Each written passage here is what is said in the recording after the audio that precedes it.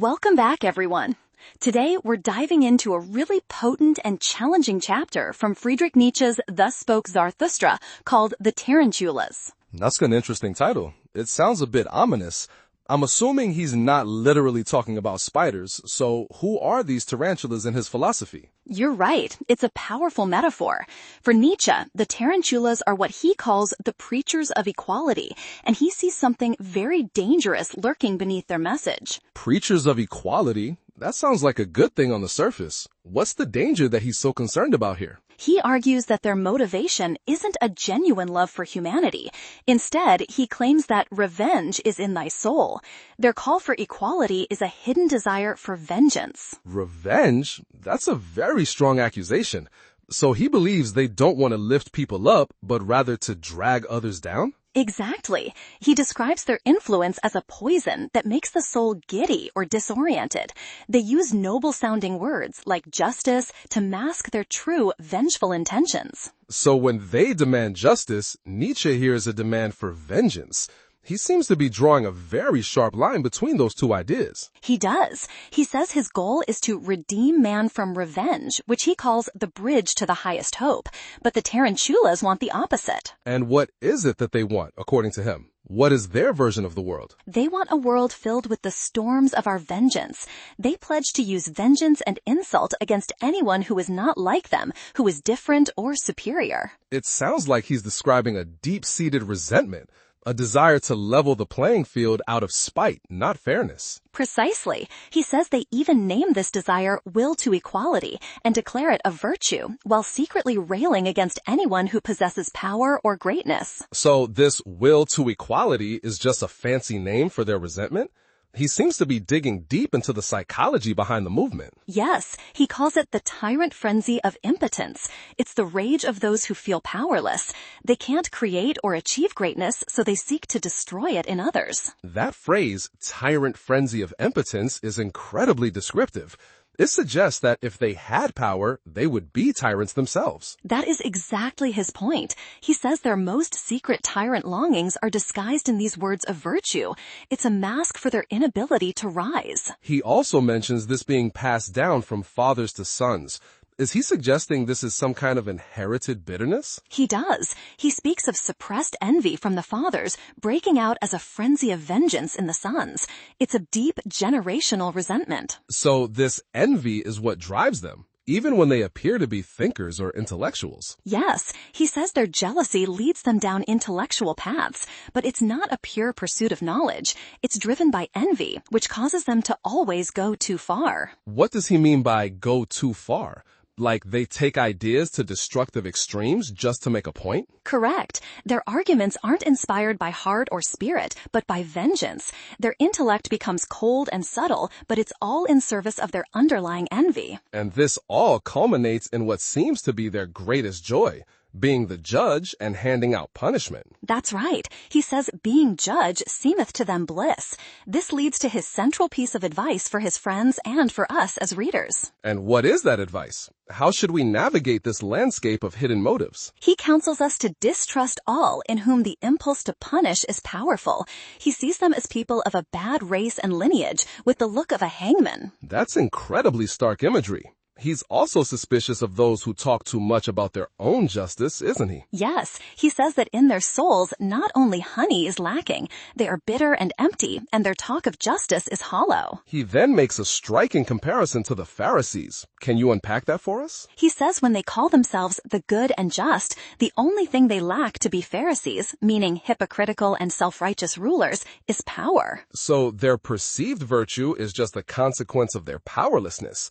If they had control, their true tyrannical nature would emerge. That's the core of his critique, and it's why he is so adamant about not being confused or mixed up with these preachers of equality. But isn't there an overlap? He mentions that some of them also preach his doctrine of life. How does he separate himself from them? He acknowledges that they use similar language, but their purpose is entirely different.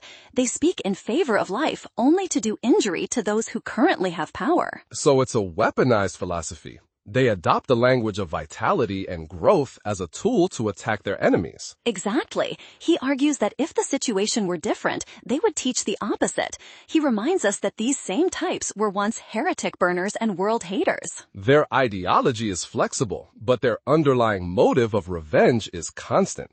That's a really important distinction to grasp. It is, and this leads him to his own definition of justice, which is perhaps one of his most controversial statements in the entire book. I can only imagine. What does justice mean to Nietzsche's Zarathustra, if not equality? Wow, that directly challenges one of the most fundamental values of modern society. Why is he so insistent on the necessity of inequality? He believes that greatness, and his ultimate goal of the Superman or Overman, requires it. Life for him is about striving, climbing, and overcoming itself. And you can't have climbing without a hierarchy, without some being higher and some being lower. Is that the idea? That's it, precisely. He says life needs elevation, and for that it requires steps and variants of steps and climbers. Inequality creates the tension needed for growth. So a world of perfect equality would be a world of stagnation in his view. There would be nothing to overcome or strive for. Correct. He describes a future with 1,000 bridges, but also with more war and inequality. This struggle is what allows life to surpass itself and reach for blissful beauties. He even uses the image of a ruined temple, with arches and vaults struggling against each other to illustrate this point in beauty. Yes, he sees struggle and inequality as fundamental to beauty and life. He urges his friends, let us also be enemies. Divinely will we strive against one another. It's a call to embrace conflict as a creative force, rather than trying to eliminate it entirely. It's a very different worldview. It is, and the chapter ends with a very dramatic and symbolic event. Zarathustra himself gets bitten by a tarantula. Oh, so his old enemy finally gets to him. What happens? Does he get infected with this desire for revenge? The tarantula bites him, thinking, punishment must there be and justice. It tries to poison his soul with its own logic of vengeance for his songs in honor of enmity. And does it work? Does Zarathustra fall into the trap of revenge and become a whirl of vengeance? He feels the poison trying to make his soul dizzy, but he resists. He asks his friends to bind him fast to a pillar to keep him steady. So he'd rather be a pillar saint, someone stoic and unmoving, than a chaotic whirlwind of revenge. That's a powerful choice. It's the ultimate demonstration of his philosophy. He refuses to dance the tarantula dance. He shows strength not by retaliating, but by overcoming the very impulse for revenge. So in the end, he embodies his own teaching about being redeemed from vengeance, even when he himself is the victim. Exactly. He proves that he is not a cyclone or a whirlwind of chaos, but something more controlled, more powerful, and ultimately more elevated. This really reframes the whole concept of justice. It's not about an eye for an eye, but about rising above the desire for it. That's the core message. True strength lies in mastering your own base instincts for revenge, not in acting on them, no matter how justified they might seem. It makes you think about modern discourse, where calls for justice can sometimes feel more like calls for punishment and retribution. Absolutely. Nietzsche's critique forces us to examine our own motivations. Are we seeking true fairness, or are we secretly enjoying the fall of others? It's a deeply uncomfortable but necessary question to ask. The tarantula metaphor is one that definitely sticks with you long after reading it. It certainly does. He's not just critiquing a political idea, he's performing a psychological excavation of the human desire for equality. And his alternative isn't just chaos. It's a structured, striving hierarchy that he believes leads to the highest expressions of human potential. Yes, a world where difference and struggle are not seen as problems to be solved, but as the essential ingredients for a vibrant and evolving humanity. A challenging and, for many, a difficult philosophy to accept, but one that undoubtedly forces you to think critically about our most cherished values. That's Nietzsche's specialty. He loves to take a hammer to our foundational beliefs to see if they hold up. And with the tarantulas, he strikes a powerful blow.